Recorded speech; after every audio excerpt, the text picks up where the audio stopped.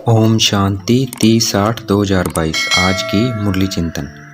अब हमें light house बनना है, क्योंकि हमारी एक आँख में मुक्ति धाम है और दूसरी आँख में जीवन मुक्ति धाम है। इसलिए हमको सबको रास्ता बताते रहना है।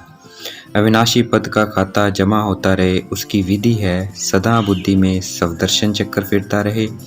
दूसरा, चलते फिरते शांति धाम और सुख धाम को याद करना है, जिससे एक तरफ पाप नाश होंगे और दूसरी तरफ अविनाशी पोजीशन का खाता जमा होता रहेगा।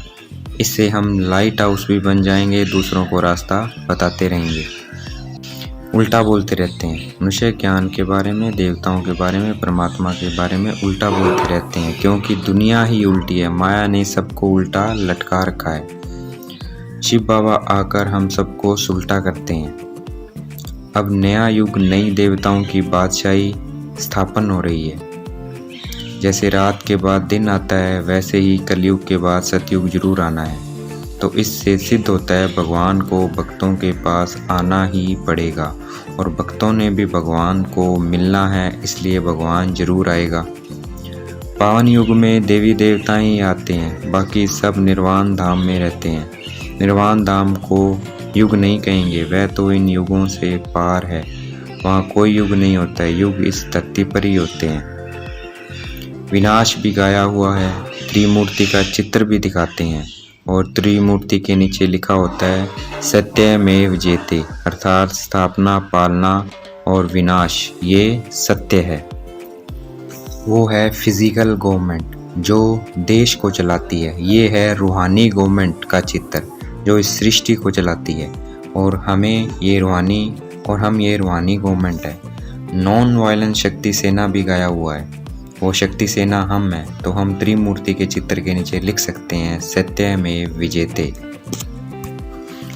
इस वक्त ये दुनिया अंधविश्वास, ब्लाइंड फेथ की दुनिया है। सबको भगवान कहते रहते हैं, कण कण में भी भगवान कहते रहते हैं। वह क्यों है कण कण में, उसका मनुष्य के पास कोई आधार बेस नहीं है, इसलिए इसको अंधविश्वास की दुनिया कहते हैं। सबका पार्ट अलग अलग है, सब भगवान नहीं हो सकते। आत्मा का पार्ट अलग है, परमात्मा का पार्ट अलग है, और प्रकृति का पार्ट अलग है। ये बातें साइंस को जानने वाले और नेचर को मानने वाले नहीं समझेंगे। साइंस को जानने वाले और नेचर को जानने वाले नहीं समझेंगे, ये बातें देवता को मानने वाले ही समझेंगे। लक्ष्मी नारायण और राधे कृष्ण के मंदिर पर जाकर समझाएंगे, बहुत अच्छा रहेगा। बताना है ये जो लक्ष्मी नारायण राधे कृष्ण सुखधाम ये हैं, जो ये क्या है, सुखधाम के मालिक थे। अभी तो ये दुनिया दुखधाम है, इसका मतलब वो यहाँ नहीं है, क्योंकि वो तो सुखधाम के मालिक थे। वह लक्ष्मी नारायण के लिए समझते थे, वह बैकुंठ में थे। वह समझते हैं क्या, बैकुंठ में थे। अभी तो नरक है, तो यहाँ कैसे हो सकते हैं। परमात्मा बाप ही नरक में आते हैं फिर से बैकुंठ की स्थापना करने। श्री कृष्ण नहीं आते हैं, श्री कृष्ण तो मालिक है। श्री कृष्ण को मानने वालों को कहना है श्री कृष्ण तो सतयुग में था, तो कृष्ण के साथ नई दुनिया को भी याद करो। तो श्री कृष्ण को मानने वालों को कहना है श्री कृष्ण तो सतयुग में था, नई दुनिया में था, तो कृष्ण के साथ नई दुनिया को भी याद करो, और इस पुरानी दुनिया से नाता तोड़ो। पवित्र भी जरूर बनना है, क्योंकि नई दुनिया में अपवित्र कोई नहीं होता है। भक्तों को ये नहीं पता विष्णु रूप लक्ष्मी नारायण का कंबाइंड स्वरूप है, ना ही उनको उनकी बायोग्राफी का पता है कि वे कहाँ के मालिक थे। श्री कृष्ण द्वापर में नहीं आते हैं, द्वापर में तो इस्लामी बोधि आदि आते हैं। ये बातें डिटेल में समझाने वाली है। मनुष्य स्वर्ग बैकुंठ को बहुत याद करते हैं। जब कोई मरता है तो कहते हैं स्वर्ग गया, इसका मतलब अभी नरक में है, और साथ में ऐसे मरने से कोई स्वर्ग जाता भी नहीं है। चाहे कोई कितना भी करोड़पति हो, परंतु है तो नरकवासी, और नरकवासी स्वर्गवासी को माथा टेकते हैं। ये परमात्मा ज्ञान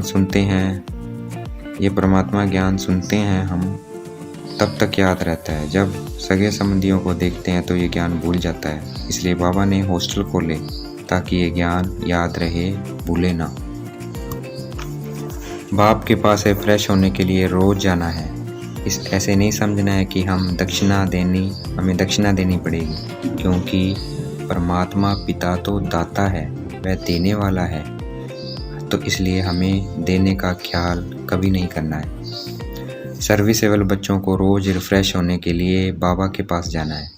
हमें कोई साधु महात्मा के पास नहीं जाना है हम कोई साधु महात्मा के पास नहीं जाते हैं, हम अपने पिता के पास जाते हैं। बच्चे अपने पिता के पास जाते हैं। हमें किसी को दुख नहीं देना है, सबको सुख का रास्ता दिखाना है।